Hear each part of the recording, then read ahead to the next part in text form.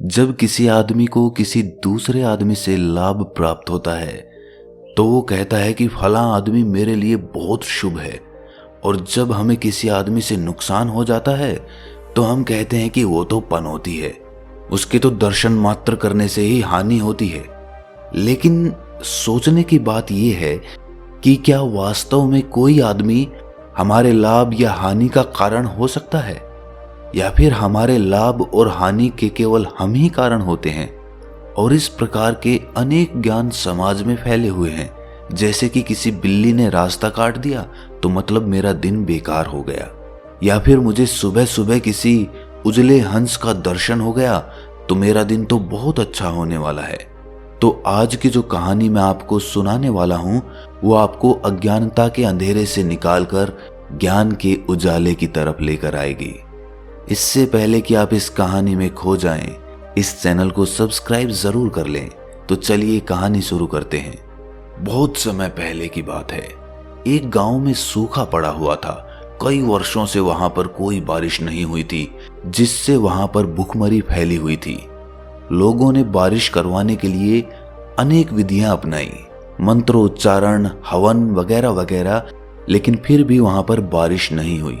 फिर एक दिन उस गांव में एक आदमी के एक बच्ची जन्म लेती है।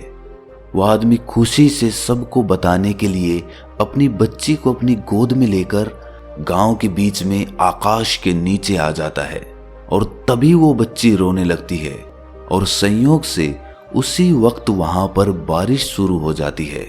अद्भुत बात थी, जिस गांव में इतने सालों से एक बूंद बारिश नहीं हुई थी, आज बहुत मूसलाधार बारिश हुई।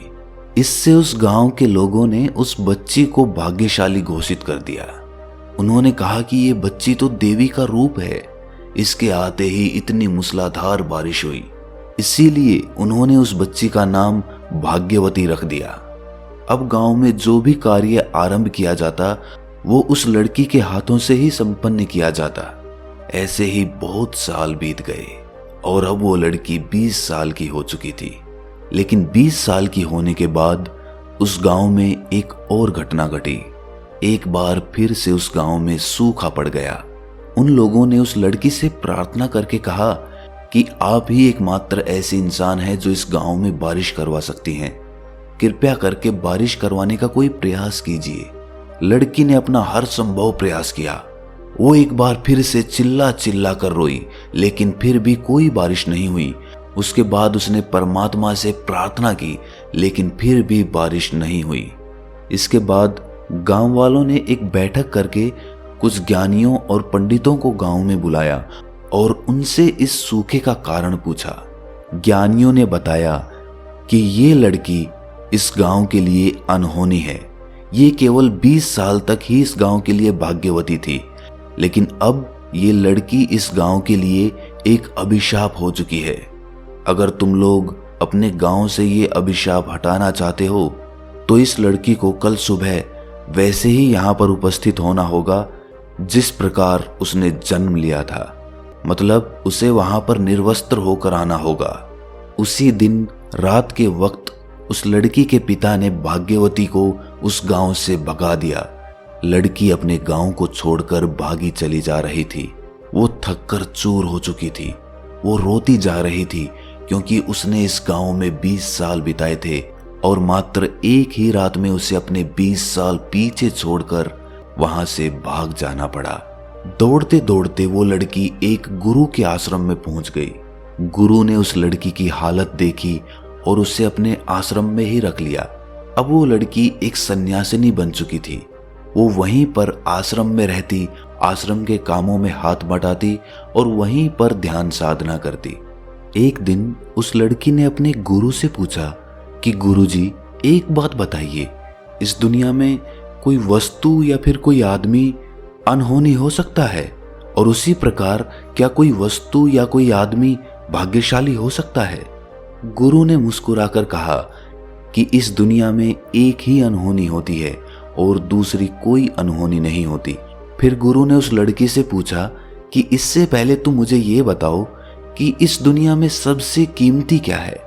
लड़की ने कहा, हीरे सबसे कीमती होते हैं गुरुजी। गुरुजी ने कहा कि नहीं, हीरे सबसे कीमती नहीं है।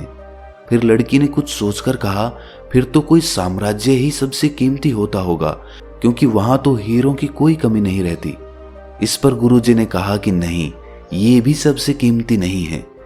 सबसे कीमती इंसानी शरीर होता है, और इंसानी शरीर में सबसे ज्यादा कीमती इंसानी मस्तिष्क होता है, क्योंकि इस शरीर से और इस मस्तिष्क से हम जो चाहें वो पा सकते हैं। इस मस्तिष्क से तुम हीरे भी कमा सकती हो, तुम साम्राज्य भी खड़ा कर सकती हो। ये सुनकर वो लड़की कहती है कि गुरुजी, दुनिया में अधिकतर लोगों के दिमाग में लालच, द्वेष, घृणा इत्यादि पनपते रहते हैं, वही उनके मस्तिष्क में भरे रहते हैं। तो ऐसे मस्तिष्क और ऐसे शरीर का क्या लाभ? तब गुरु कहते हैं कि यही तो अनहोनी है, यही तो एकमात्र अनहोनी है कि हम अपने दिमाग और मन से चाहें तो स्वर्ग पा सकते हैं, लेकिन हम जाते नर्क की तरफ हैं। और यही एकमात्र अनहोनी है, इसके अलावा दूसरी कोई अनहोनी नहीं है। कुछ वर्षों तक उस गुरु की शरण में रहने के बाद उस लड़की को आत्मज्ञान प्राप्त हो गया, और उसके बाद वो वापस अपने गांव की तरफ लौट जाती है। गांव में पहुंचकर वो देखती है कि गांव में बहुत भयंकर बीमारी फैली हुई है। उस बीमारी से बूढ़े तो बूढ़े, बच्चे और औरतें तक मर रहे हैं। वो लड़की उस बीमारी का इलाज जानती थी। उसने उस गांव के लोगों से कहा कि मैं तुम्हारा इलाज कर सकती हूँ, लेकिन गांव वालों ने कहा कि तुम तो अनहोनी हो, तुम्हारे आने की वजह से ही ये बीमारी फैली है, तुम यहाँ से चले जाओ तो हम सब ठीक हो जाएंगे। लेकिन उस लड़की ने वहां से जाने से पहले अपने पिता का इलाज कर दिया और उसके पिता ठीक हो गए।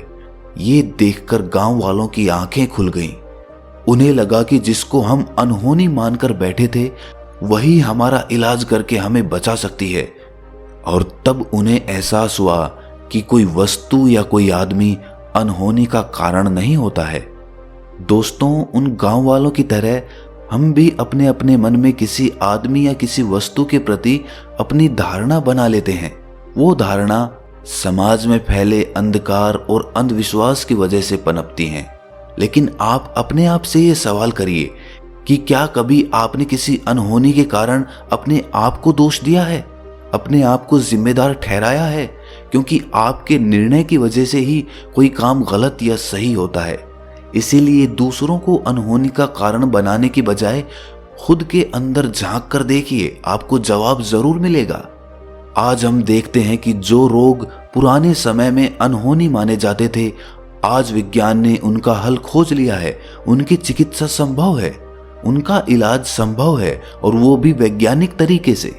और ऐसे ही जैसे जैसे विज्ञान और ज्यादा उन्नति करेगा, वैसे वैसे हमारी भ्रांतियां और हमारा अंधविश्वास टूटता चला जाएगा।